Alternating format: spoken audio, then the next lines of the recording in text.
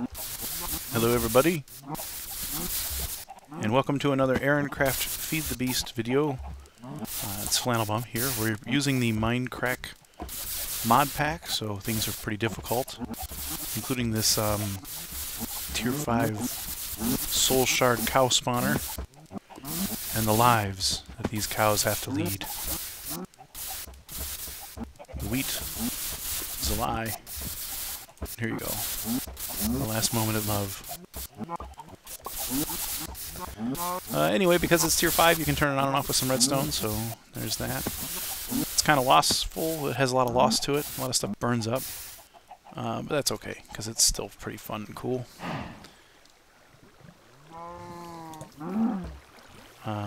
There are some stragglers sometimes.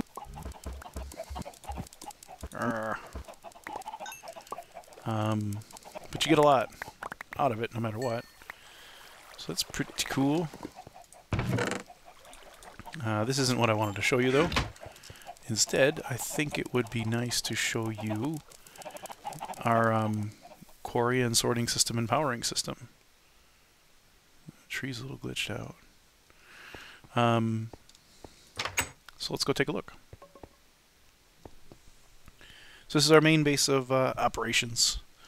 We've got more inventory down that hallway. But this is the heart of it all. We've got some special items that we're sorting here separately, namely sand, coal, and gravel. They will get deposited into this chest and then pulled through a laggy timer and filter. That filter is not set with anything. It just pulls full stacks from the chest, which is pretty handy because they end up over there.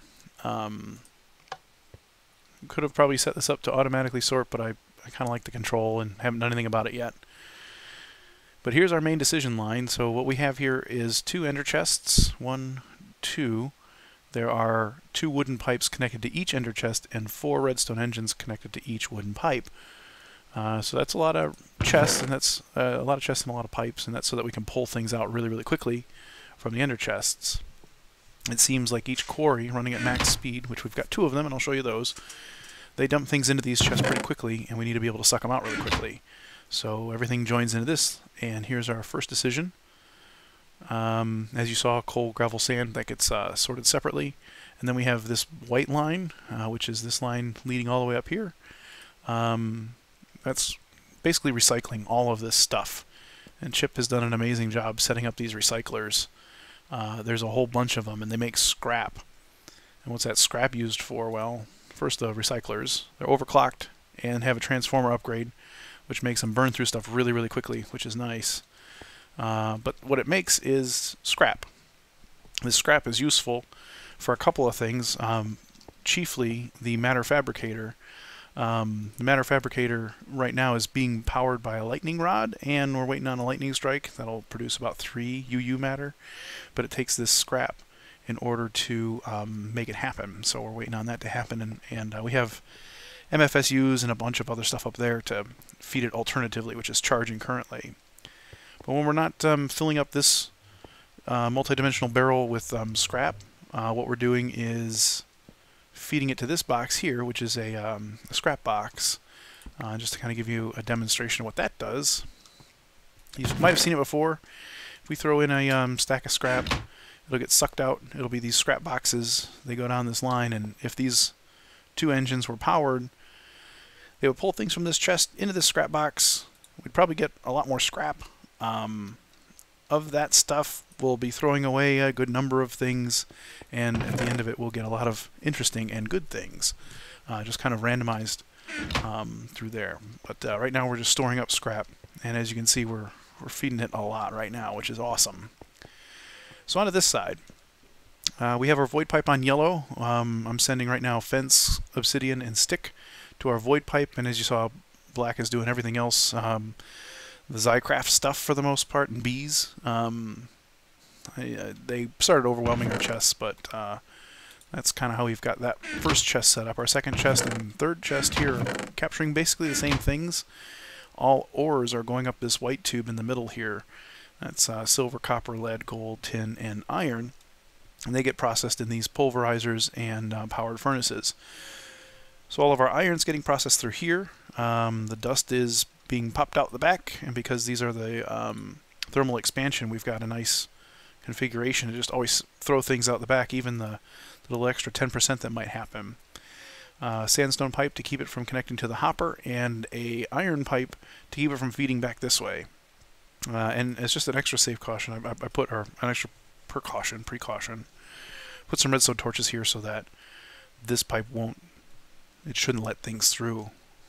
And so far so good. Second one does tin, and the last one does all the other stuff.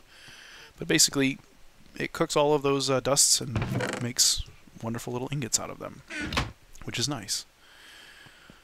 So that's how a lot of this is mainly set up.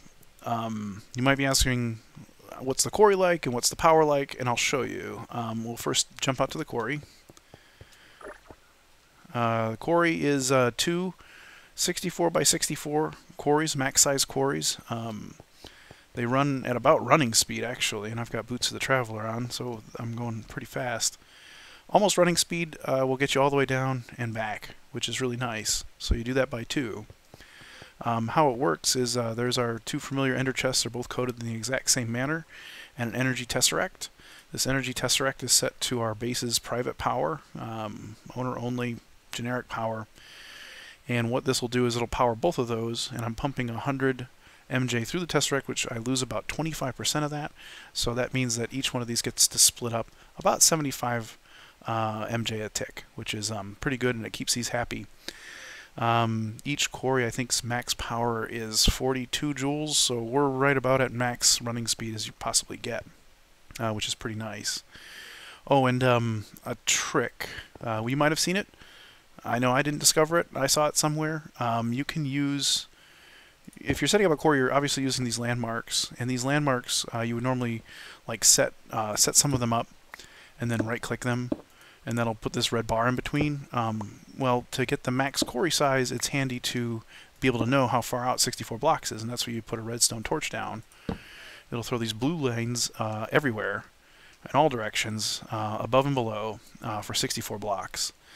So if I were to run down to the end of this line here, it would match up with that edge. So you would put your waypoint marker at the edge of that line, which is pretty nice.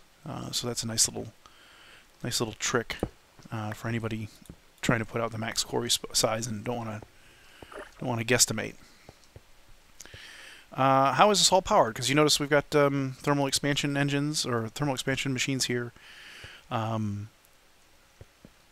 The chests obviously are redstone powered, which isn't that big of a deal. But here's where the magic happens. There's our very familiar energy tesseract, which is sending power to any of the tesseracts that I've got set around the base. What this does is it pulls power off of this line, and that in turn pulls power off of each 4 of these, I guess, cores. I actually saw an Australian guy do this on the Feed the Beast subreddit, and thought it was a really good idea. And we had all the stuff to make it, so why not? These are 24 magmatic engines in each one of the cores.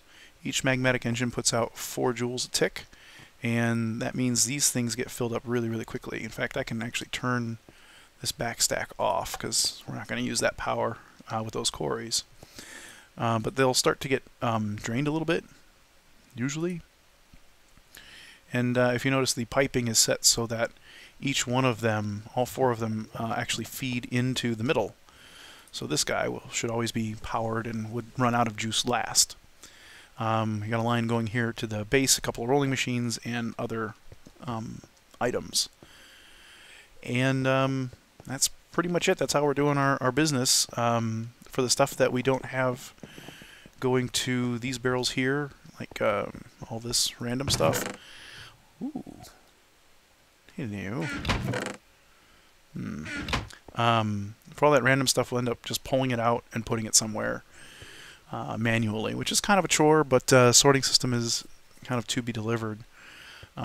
This setup seems to keep up really well with those 2 quarries that are in place, and that's about it. The Eirinncraft Feed the Beast server. It's a whitelisted, invite-only server. So if you're thinking about jumping on, you usually have to be a pretty good standing community member as is, and we typically will hold trials every now and then.